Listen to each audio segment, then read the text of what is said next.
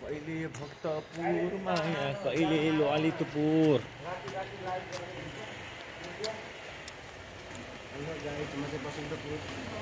Hello guys, म चाहिँ बसन्तपुर विशाल बजार भ्यू रोड सुन तस्करी गर्न आएको हामी चाहिँ होइन। कति कति कति कति अहिले अब 3 लाख 4 लाख तल पुग्यो। सुन ज्याप हान्न आएको सुन।